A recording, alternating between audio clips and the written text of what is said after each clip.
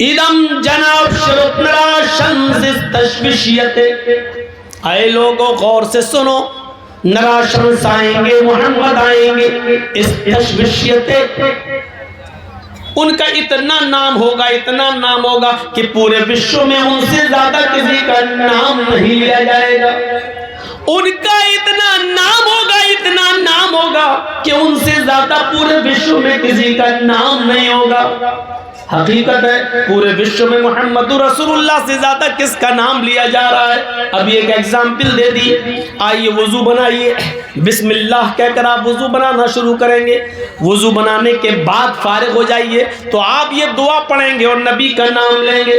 اشہد ان لا الہ الا اللہ و اشہد ان محمدن عبدہ ورسول. محمدن عبدہ، محمدن نبی کا نام لیں گے. ادھر اذان میں اشہد ان محمدن رسول اللہ کہیں گے اور اذان لا الہ الا اللہ پہ ختم ہو جائے گی. تو اذان کے بعد کی دعا میں آپ محمد رسول اللہ کا نام لیں گے. اللہم رب هذه الدعوة التامة والصلاة القائمة آتی محمدا الوسیلہ، آتی محمدا الوسیلہ والفضیلہ. محمد رسول اللہ کا نام آپ آ رہا ہے.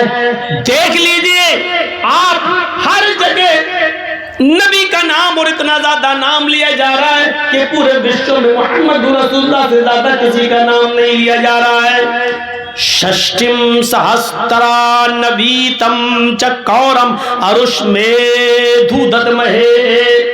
ششٹم 60، سہسترا 1000. میننگ دیکھیے ایک ایک چیز کی. ششٹم 60، سہسترا 1000، نویتم 90، کورم دشمن، ارش میدھو حفاظت کریں گے، رکشا کریں گے اس کی ہم. ششٹم سہسترا نویتم چکورم ارش میدھو ددمہے. ہم اس کلکی کی، اس نراشنس کی، اس محمد کی 60,000 90 دشمنوں سے حفاظت کریں گے. 60,000 90 دشمن کس کے تھے؟ یہ کتاب ان کی ہے اور پڑھ رہے ہیں ہم. غور کیجیے آپ، تمہیں بتانے والا تمہارا کوئی نہیں ملا. 60,000 90 دشمن. ذرا غور کیجیے کس کے تھے. مہا بھارت کی لڑائی میں دیکھ لو کتنے دشمن تھے. جب راون سیتا کا اپہرن کرتا ہے اور شری لنکا لے جاتا ہے، اس وقت جو یدھ ہوا اس میں کتنے لوگ تھے. ایک ایک چیز پر غور کر لیجئے اور آئیے ہم دکھاتے ہیں 60,000 90 دشمن. جنگ خندق میں 10,000 کافروں کا لشکر جو محمد رسول اللہ کو مارنا چاہتا تھا. اور گنتے رہیے گا 10,000 جنگ خندق میں. جنگ خیبر میں 10,000 جو نبی اکرم کو نقصان پہنچانا چاہتے تھے دشمن. کتنے ہوئے؟ 10 خندق میں اور 10 خیبر میں 20. 40,000 رومیوں کا لشکر جو مدینہ میں گھس کر مدینہ کی اینٹ سے اینٹ بجانا چاہتا تھا. اور محمد رسول اللہ 3,000 کا لشکر لے کر جب نکلے تو آپ نے ان کے دانت کھٹے کر دیے.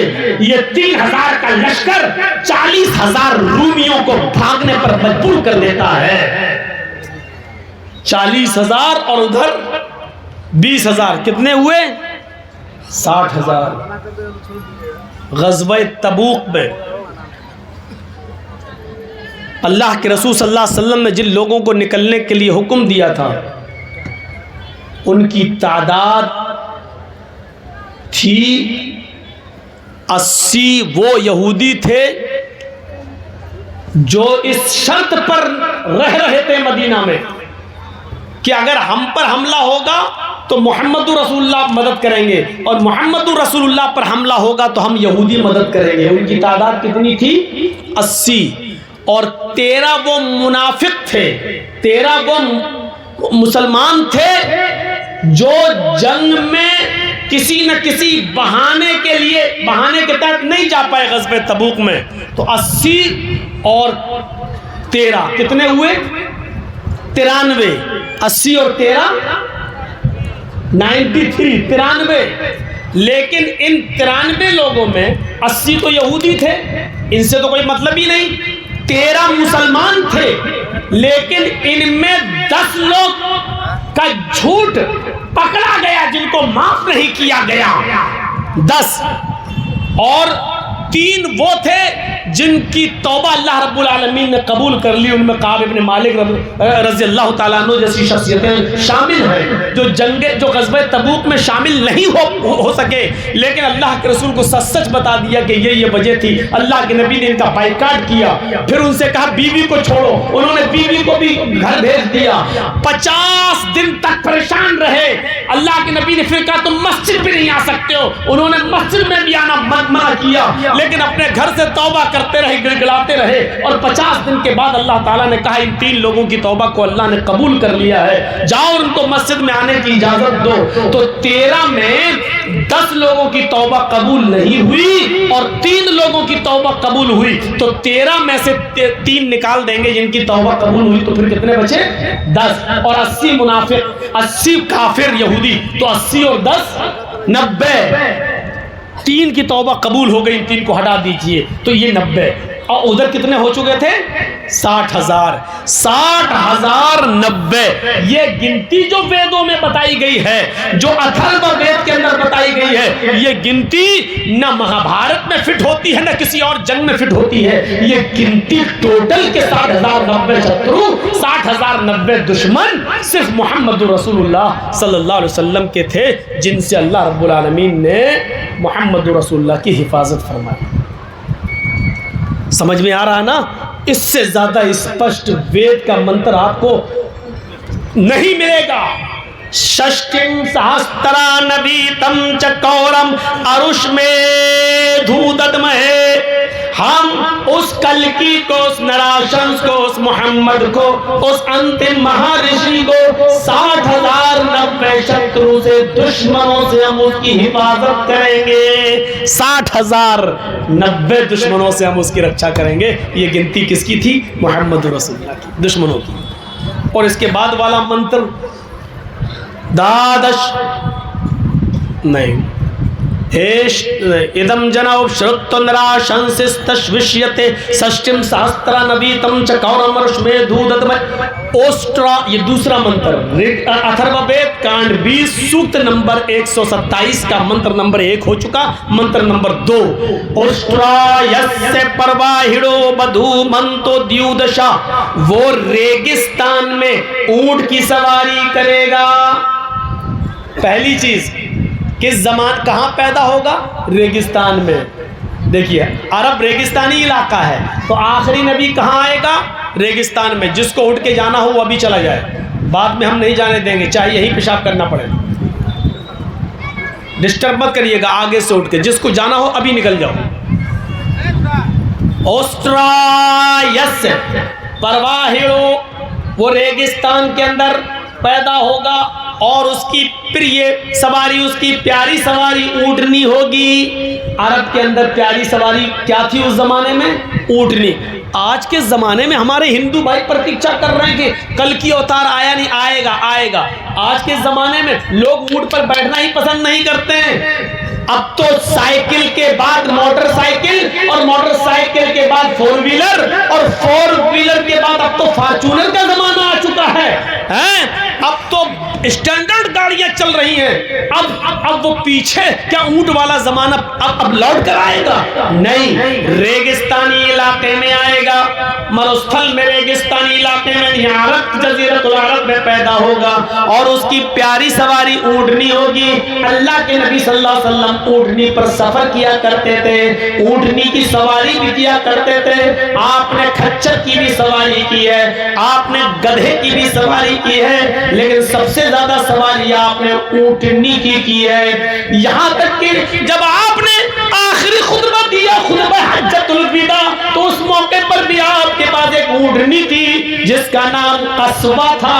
اس قصبہ اونٹنی پر لگام کسی گئی اور اس کے اوپر آپ نے بیٹھ کر 1 لاکھ کم و بیش 44 لاکھ 1 لاکھ کم و بیش 1,44,000 صحابہ کے سامنے خطاب کیا ہے. آپ نے خطبہ دیا ہے. آپ نے 15-20 منٹ کا خطاب کیا ہے حجۃ الوداع کے موقع پر. میرے بھائیوں غور کیجئے, اس وقت بھی آپ اونٹنی کے اوپر سوار تھے اور اسی پر بیٹھ کر آپ نے خطبہ دیا ہے. اسی پر بیٹھ کر 1,44,000 صحابہ کو آپ نے خطاب فرمایا ہے. تو اونٹنی آپ کی پیاری سواری تھی. اوسٹرایس سے پرواہڑو, وہ ریگستانی علاقے میں اونٹنی کی سواری کرے گا. آپ کی پیاری سواری اونٹنی تھی. بدھو من کو دیو دشا, بدھو بہو یہاں بیوی پتنی کے معنی میں, اس کی پتنیوں کی تعداد سنکھیا ہوگی, اس کی کئی پتنیاں ہوگی, ان کی سنکھیا ہوگی دیو دشا. بدھو من تو دیو دشا, دیو مانی 2 اور دشا مانی 10, دیو دشا 2 10 2 + 10 دیو دشا. اس کی پتنیوں کی گنتی ہوگی, سنکھیا ہوگی 2 اور 10. کتنی ہو گئی؟ 12. محمد رسول اللہ نے 11 عورتوں سے نکاح کیا تھا.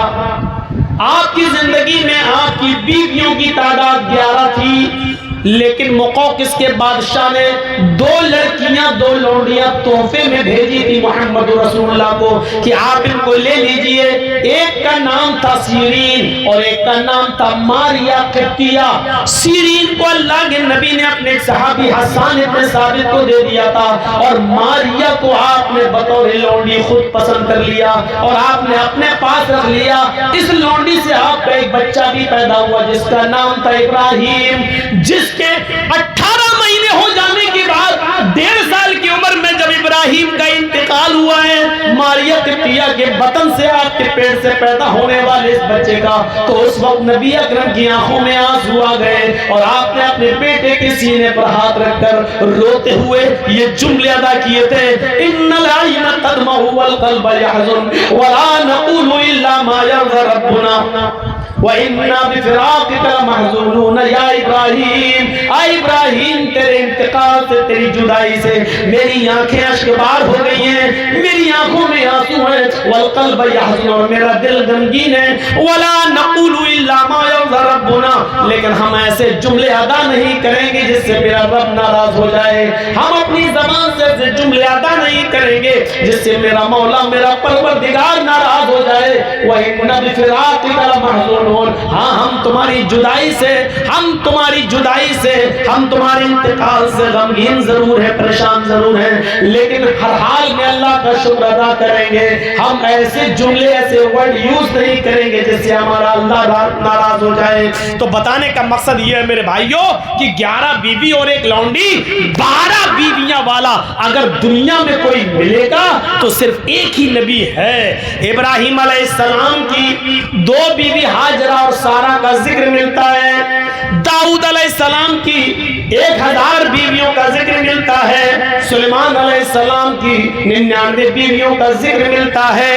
رام چندر جی کی ایک ہی پتنی سیتا کا ذکر ملتا ہے. رام کے پتا راجہ دشرت کی 3 پتنیوں کا ذکر ملتا ہے. عیسیٰ علیہ السلام کی ایک بھی بیوی کا ذکر نہیں ملتا ہے. الغرض کہنے کا مقصد یہ, کسی کے پاس 3 ہیں, کسی کے پاس 2 ہیں, کسی کے پاس 1000 ہیں, کسی کے پاس صرف 99 رہی ہیں, کسی کے پاس صرف 1 ہی ہے اور کسی کے پاس 1 بھی نہیں ہے. لیکن آخری نبی کے پاس کتنی پتنیاں ہوں گی یہ گنتی اور یہ سنکھیا بتا رہا ہے اتھرو وید کہ وہ 12 بیوی جس کے پاس ہوں گی وہ انتم رشی ہوگا. 12 پتنیوں کی دیکھ ریکھ جو کرے گا اور جس کی زیر نگرانی 12 پتنیاں ہوں گی, جس کا نریکشن جو کر رہا ہوگا وہ آخری نبی ہوگا. تب آخری نبی کے پاس 12 بیوی ہوں گی, تو 12 بیوی والا جب آخری نبی ہوگا تو وہ نبی ہمارے پاس ہے اور ہم آپ کو دے رہے ہیں, آپ لینے سے انکار کر رہے ہیں. 12 بیویاں اگر کسی کے پاس تھیں تو وہ ہستی تھی محمد رسول اللہ صلی اللہ علیہ وسلم. ایش ایشائے ماں بہے شتن نشکان دشسترجہ. تیسرا منتر دیکھیے اتھروا وید کے کانڈ 20 سوکت 127 کا منتر نمبر 3. ایش ایشائے ماں بہے, ایشور دے گا ماں محمد کو, ایشور دے گا ماں رشی کو یعنی محمد کو, شتن نشکان, شت مانی 100, نشکان مانی سکے, 100 سونے کے سکے. ایشور اللہ دے گا ماما کو محمد کو 100 سونے کے سکے. شتن نشکان دشسترجہ, 10 دشسترجہ 10 ہار. شتن نشکان 100 سونے کے سکے, دشسترجہ 10 ہار. تریڑی شتان ورتان, تریڑی 3 شت 100, تریڑی شتان, تریڑی شت 300 وردان, گھوڑے 300 گھوڑے. دشسترج اور سہسترا دش گوناما, سہسترا مانی 1000, دش مانی 10, سہسترا دش 10,000 گو گائے. اب ترجمہ سنیے پورے منتر کا.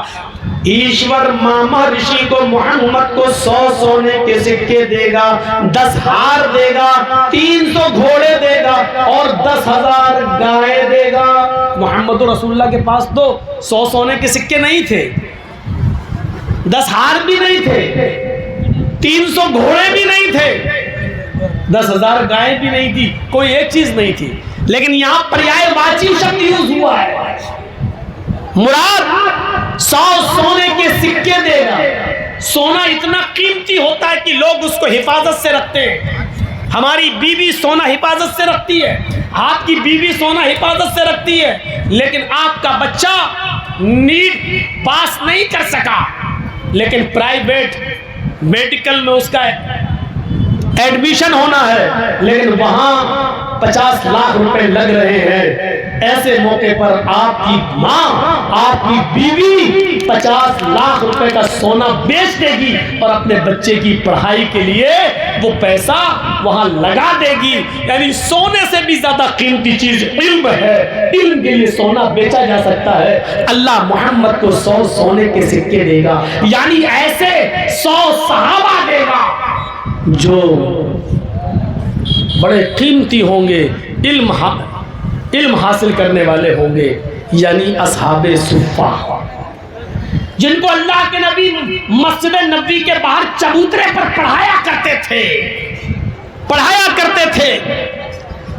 اور ان 100 صحابہ میں سے 70 صحابہ کو, 70 قرہ کو تبلیغ کے لیے آپ نے بھیجا تھا کسی کافر کی بستی میں ان لوگوں کی دعوت پر, لیکن ان لوگوں نے دھوکہ دے کر بلایا اور پہاڑی کے دامن میں چھپے تھے.